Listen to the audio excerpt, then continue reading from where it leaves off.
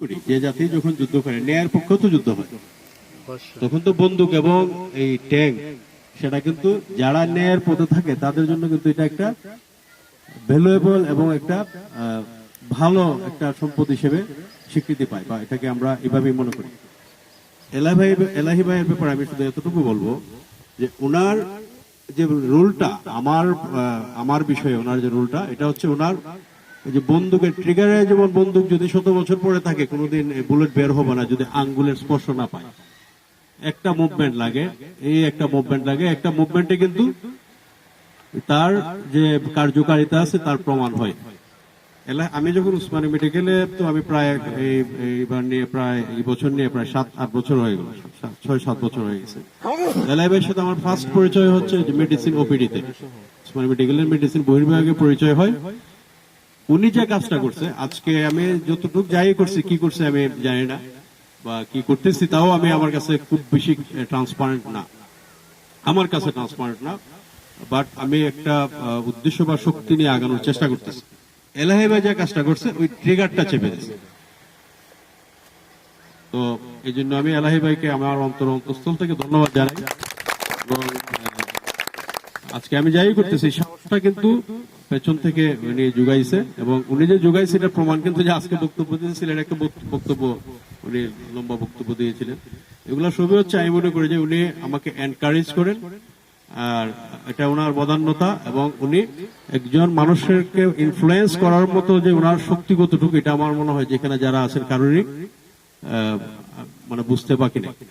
তো আমি এলাই ভাই বলছেন সুইডেন থাকলেও আসবেন, আমি মনে করি যে এটা আমার জন্য যতটা না প্রাপ্তির, এই অঞ্চলের বা এই গ্রামের মানুষের জন্য আমি মনে করি যে অনেক বিশাল প্রাপ্তি।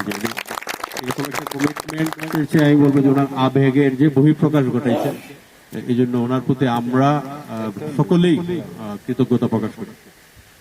এখন আমি মূল বক্তব্যে চলে যাই। এখানে মানুষের যে লার্নিং এর যে প্রক্রিয়াটা এটা মানুষের জীবনব্যাপী চলে। এটার জন্য একেবারে খুবই কোনো প্রাতিষ্ঠানিক শিক্ষা অর্জন করতে হবে, কোনো ইউনিভার্সিটির দ্বারস্থ হইতে হবে, এটা খুব বেশি নেসেসারি আমি মনে করি না। এটা আমার ইন্ডিভিজুয়াল ওপিনিয়ন। মানুষ তার জন্ম থেকে মৃত্যু পর্যন্ত এই জগৎকে সে পর্যবেক্ষণ করে, সেখান থেকে অভিজ্ঞতা অর্জন করে, এবং তার মাধ্যমে তার জীবনকে পরিচালনা করে। আমি ছোট্ট একটা উদাহরণ দিই, ভাষার উদাহরণ। এই যে আমাদের যে পুকুরটা আছে, পুকুরের কোনায় একদিন একজন মানুষ, গ্রামেরই, ওনার সাথে দেখা হয়েছে। আমি তখন পড়ি হবিগঞ্জ গভর্নমেন্ট হাই স্কুলে 6 বা 7-এ পড়ি। তো ওনার সাথে দেখা হয়েছে, উনি আমাকে কুশলাতে জিজ্ঞেস করছেন, স্নেহ করেন উনি আমাকে।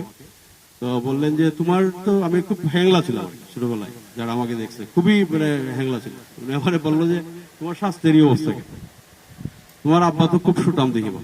তো এটা তো অনেকটা পর্বতের ঘরে মুশিকের জন্য, যে মুশিক শব্দটা এটা আমার কানে স্পর্শ করছে। আবসা আবসা অর্থ সম্পর্কে আমি মানে মোটামুটি জানি।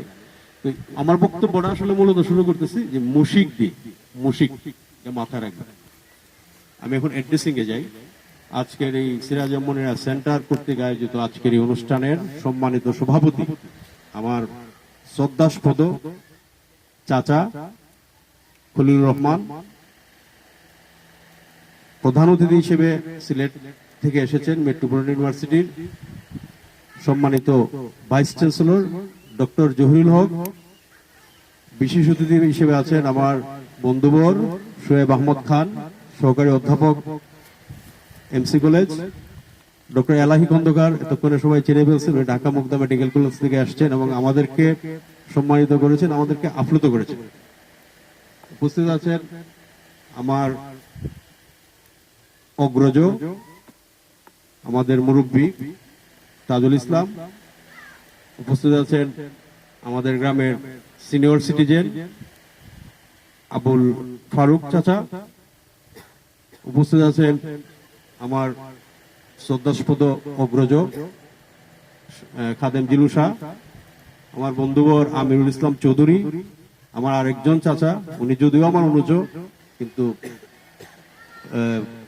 পদের দিক দিয়ে বড় চাচা, নাজমুল তালুকদার চাচা সহ আমার সামনে উপস্থিত আমার স্নেহস্পদ অনুজরা, সবাইকে আজকের যে অনুষ্ঠানটা, এটা আমি এটাকে লার্নিং কোনো ইস্যু হিসেবে দেখতেছি না, বা তোমাদেরকে শেখাবো এটাই এই হিসেবে দেখতেছি না। আমি এটাকে বলবো যে আমাদের মধ্যে একটা ইন্টারাকশন হবে, তোমাদের কাছ থেকে আমরা কিছু নিব, তোমরা নতুন প্রজন্ম, এখন যে একটা জেনারেশন চলে, এই জেনারেশনের প্রতিনিধিত্ব তোমরা করো। এবং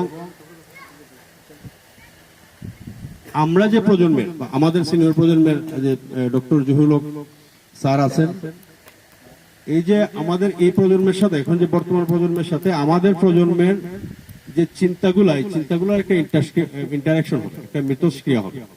এই উদ্দেশ্যে আসলে এই প্রোগ্রামটা আয়োজন করা। এখান থেকে আমরা খুব বেশি কিছু তোমাদেরকে দিব, তোমাদের লাইফ যে ফিনান্সিয়াল বা সামথিং অন্যদিকে মোড় নিবে, একেবারে এরকম ভাবে বলতেছি না, কিন্তু তোমাদের দ্বারা আমরা সমৃদ্ধ হব। আমাদের দ্বারা যদি তোমরা কিছুটা